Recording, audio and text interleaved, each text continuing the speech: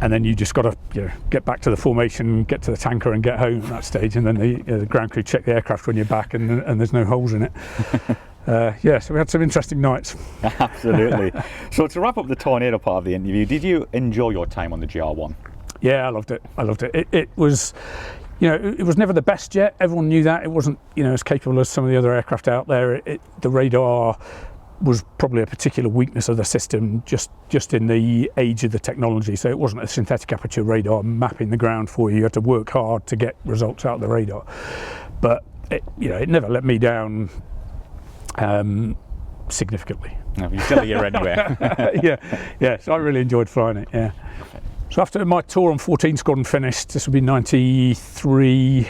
I went. 93, 94. I went to a ground tour.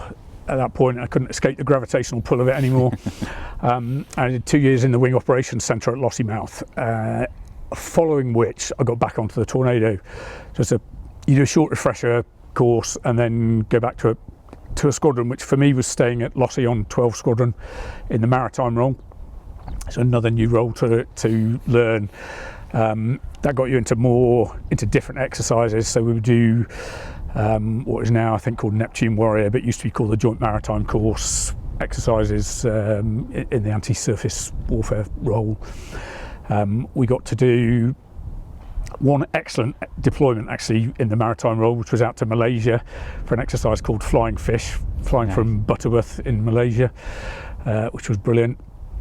And actually I flew on the trail back from one of those exercises. I flew my longest trip in the Tornado, which was 6 hours 15, one of the tanker trail sorties. And then towards the end of I did 2 years on 12 Squadron and then got selected for the Qualified Weapons Instructor course, which was literally just across the pan. So out of the 12 Squadron house site, and you're at 15 Squadron, which was where the QI course was run. So that was the first half of 1998 was taken up by doing the QI course. An intense course.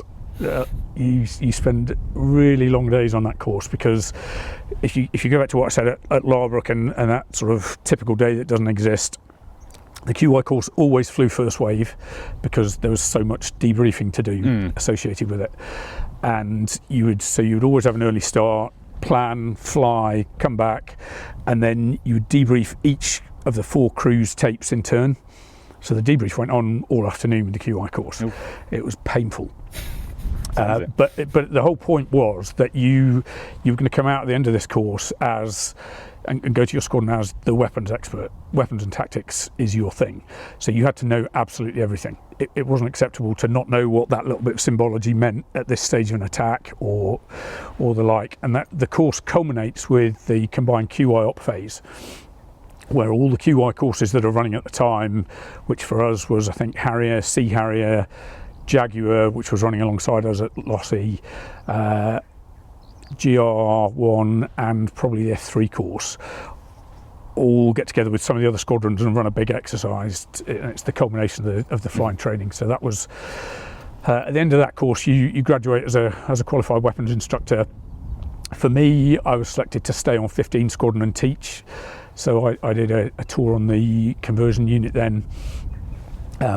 A lot of that was flying with the basic and refresher course students as they would come through their flying training, and some of it would be flying with the QI course you would guest with the QI course particularly when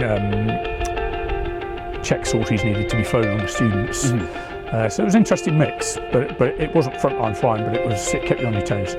Brilliant stuff.